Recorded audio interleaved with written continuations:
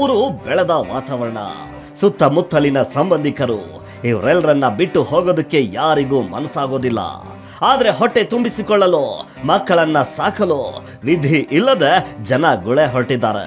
Cover story ತಂಡ ಈ ರೀತಿ ಹೆಚ್ಚಾಗಿ ಗುಳೆ ಹೋಗುವ ಗ್ರಾಮಗಳನ್ನ ಹುಡುಕಿದಾಗ ನಮಗೆ ಸಿಕ್ಕಿದ್ದು ಕೊಪ್ಪಳ ಕುಣಕೇರಿ ತಾಂಡ.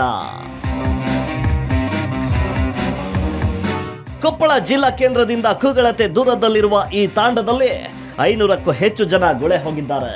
ಕಬ್ಬು ಕಡಿಯಲು ಮಂಡ್ಯ, ಮೈಸೂರು, ತಮಿಳುನಾಡಿಗೆ ಹೋಗಿದ್ದಾರೆ. ಇದರಿಂದಾಗಿ ಈ ತಾಂಡ ಇದೀಗ ಜನರಿಲ್ಲದೆ ಬಣಗುಡುತ್ತಿದೆ. ಒಂದೆಡೆ ಮನೆಗೆ ಬೀಗ ಹಾಕಿರುವ ದೃಶ್ಯ, ಇನ್ನೊಂದೆಡೆ ಮನೆಯ ಮುಂದೆ ವಯೋವೃದ್ಧೆ ಕುಳಿತಿರುವ ದೃಶ್ಯ, ಮತ್ತೊಂದೆಡೆ ತಾಯಿ ತಂದೆಯಿಂದ ದೂರ ಇರುವ ಮಕ್ಕಳ ದೃಶ್ಯ ಇವೆಲ್ಲವೂ ಸಾಮಾನ್ಯವಾಗಿವೆ. ಇನ್ನು ಕುಣಕೇರಿ ತಾಂಡದ ಸುತ್ತಲೂ ಅನೇಕ ಕಾರ್ಖಾನೆಗಳು ಇದ್ದರೂ ಸಹ ಇಲ್ಲಿ ಸ್ಥಳೀಯರಿಗೆ ಉದ್ಯೋಗ ನೀಡ್ತಾ ಇಲ್ಲ. ಜೊತೆಗೆ ಗ್ರಾಮ ಪಂಚಾಯಿತಿಯವರು ಸಹ ಸರಿಯಾಗಿ ಉದ್ಯೋಗ ಖಾತ್ರಿ ಕೆಲಸ ನೀಡ್ತಿಲ್ಲ. ಇದರಿಂದಾಗಿ ದುಡಿಯುವ ಕೈಗಳಿಗೆ ಕೆಲಸ ಇಲ್ಲದ ಕಾರಣಕ್ಕಾಗಿ ಕುಣಕೇರಿ ತಾಂಡದಲ್ಲಿನ ಜನರು ಉದ್ಯೋಗ ಅರಸಿ ದೂರದ ಊರುಗಳಿಗೆ ಗುಳೆ ಹೋಗ್ತಿದ್ದಾರೆ. ಇನ್ನು ಗುಳೆ ಹೋಗುವಾಗ ಮನೆಯಲ್ಲಿ ತಮ್ಮ ಮಕ್ಕಳನ್ನ ಅವರ ಅಜ್ಜ ಅಜ್ಜಿಯರ ಜೊತೆಗೆ ಬಿಟ್ಟು ಹೋಗ್ತಾ ಇದ್ದಾರೆ. ಇದರಿಂದಾಗಿ ಮಕ್ಕಳ ವಿದ್ಯಾಭ್ಯಾಸ ಕೂಡ ಅರ್ಧದಲ್ಲೇ ಮೊಟಕು ಆಗುವ ಪರಿಸ್ಥಿತಿ ನಿರ್ಮಾಣವಾಗಿದೆ. ಅಂದರೆ ನಮ್ಮ ಕೊಪ್ಪಳ ಜಿಲ್ಲಾ ಟೋಟಲ್ ತಾಂಡದವರು ಎಲ್ಲರೂ ಮೈಸೂರು, ಮಂಡ್ಯ ಕಡೆ ಎಲ್ಲ ಗುಳೆ ಹೋಗ್ತಾರೆ ಸರ್. ಆಮೇಲೆ ತಮಿಳ್ನಾಡು ಕಡೆ ಹೋಗ್ತಾರೆ. ಇಲ್ಲಿ ನಮ್ಮ ತಾಂಡದಲ್ಲಿ ಸುತ್ತಮುತ್ತ ಫ್ಯಾಕ್ಟ್ರಿ ಇದ್ರೂ ಸರಿಯಾಗಿ ಕೂಲಿ ಕೊಡೋಂಗಿಲ್ಲ. ಬರೀ 200-250 ರೂಪಾಯಲ್ಲೇ ದುಡಿಸ್ಕೊತಾರೆ. ಹಾಗಾಗಿ ಅವ್ರಿಗೆ ವರ್ಕೌಟ್ ಆಗಲ್ಲ. ಬೇರೆ ಬೇರೆ ರಾಜ್ಯಕ್ಕೆ ಹೋದ್ರೆ ಅಲ್ಲಿ 500-600 ರೂಪಾಯಿ ಕೂಲಿ ಕೊಡ್ತಾರೆ. ಬದುಕಲಿಗೋಸ್ಕರ ಬೇರೆ ಬೇರೆ ರಾಜ್ಯಕ್ಕೆ, ಜಿಲ್ಲೆಗೆ ಹೋಗ್ಬಿಡ್ತಾರೆ ಸರ್. ಸರ್ಕಾರ ಕೌಶಲ್ಯ ಇದರಲ್ಲಿ ಈ ನಮ್ಮ ಲಂಬಾಣಿ ಜನಕ್ಕೆ ಏನಾದರೂ ಒಂದು ಕಸೂತಿ ಕೇಂದ್ರ ಅಂಥದ್ದೇನಾದ್ರು ಮಾಡಿ ಕೂಲಿ ಕೊಟ್ಟರೆ ಅನುಕೂಲ ಆಗುತ್ತೆ ಸರ್. ಗುಮ್ಮಟ ನಗರಿ ವಿಜಯಪುರದಲ್ಲೂ ಅದೇ ಪರಿಸ್ಥಿತಿ ಇದೆ. ವಿಜಯಪುರ ಜಿಲ್ಲೆಯ ತಾಂಡಗಳಲ್ಲಿ 50% ಜನರು ಗುಳೆ ಹೋಗಿದ್ದು ತಾಂಡಗಳೇ ಬಿಕೋ ಎನ್ನುತ್ತಿವೆ. ವಿಜಯಪುರ ತಾಲೂಕಿನ ಮದಭಾವಿ ತಾಂಡಗೆ ಭೇಟಿ ಕೊಟ್ಟಾಗ ಅಲ್ಲಿ ಕಂಡು ಬಂದ ದೃಶ್ಯಗಳು ಶಾಕ್ ಆಗುವಂತೆ ಮಾಡಿತ್ತು. ಮದಭಾವಿ ತಾಂಡದಲ್ಲಿ 1200ರಷ್ಟು ಜನಸಂಖ್ಯೆ ಇದ್ರೆ ತಾಂಡದಲ್ಲಿರೋದು ಕೇವಲ 500-600 ಜನರು ಮಾತ್ರ.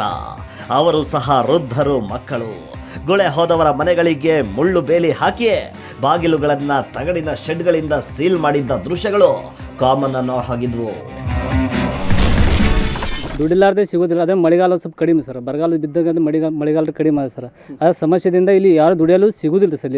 ಇಲ್ಲಿ ಏನು ದುಡಿದ್ರು ಇಲ್ಲಿ ಅಷ್ಟು ಹೊಟ್ಟೆ ತುಂಬೋದಿಲ್ಲ. ಅದೇ ಸಮ ಹೊರದೇಶಕ್ಕೆ ಅದಕ್ಕೆ ಹೊರದೇಶಕ್ಕೆ ಹೋಗ್ತಾರೆ ಸರ್ ಮಾಡೋಕೆ. 13 ಜನಸಂಖ್ಯೆ ಅಲ್ಲೇ 20% ಅಷ್ಟೇ ಹೇಳ್ತಾರೆ ಸರ್. 80% ಎಲ್ಲ ಮಹಾರಾಷ್ಟ್ರ ದುಡಿ. ಇಲ್ಲಿ ಸಣ್ಣ ಮಕ್ಕಳಿಗೆ ಅಲ್ಲಿ ಸ್ಕೂಲ್ ಇದ್ದಲ್ಲಿ ಅಷ್ಟೇ ಮಕ್ಕಳು ಆಯಿ ಮುತ್ತೆ ಎಷ್ಟು ಇಟ್ಕೊಂಡು ಇಲ್ಲಿ ಇರ್ತಾರೆ. ಉಳಿಕೆಲ್ಲ ಇರ್ಲಿಕ್ಕಂದ್ರೂ ತಾಯಿ ತಂದೆ ಇರ್ಲಿಕ್ಕಂದ್ರೂ ಅವ್ರು ಮಹಾರಾಷ್ಟ್ರ ಅವ್ರ ಸಂಗಟ ಹೋಯ್ತಾರೆ ಸರ್ ದುಡಿಯಾಕ್ರಿ. ರಾಜ್ಯದಲ್ಲಿ ಗ್ಯಾರಂಟಿಗಳು ಜಾರಿಯಾದ್ರೂ ಜನರ ವಲಸೆ ಹೋಗುವ ಪ್ರವೃತ್ತಿ ಮಾತ್ರ ಇನ್ನೂ ನಿಂತಿಲ್ಲ. ಗ್ಯಾರಂಟಿಗಳಿಂದ ಜನರಿಗೆ ಅಲ್ಪ ಸ್ವಲ್ಪ ಸಹಾಯ ಆಗಿರೋದು ನಿಜ.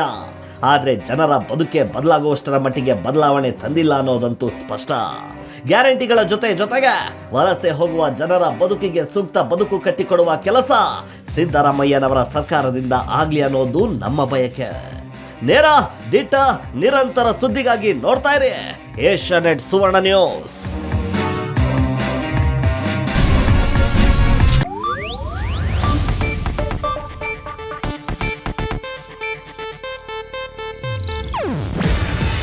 ಇದು ಏಷ್ಯಾನೆಟ್ ನ್ಯೂಸ್ ನೆಟ್ವರ್ಕ್ ಪ್ರಸ್ತುತಿ. ನೀವು ನೋಡ್ತಿದ್ದೀರಾ ಏಷ್ಯಾನೆಟ್ ಸುವರ್ಣ ನ್ಯೂಸ್.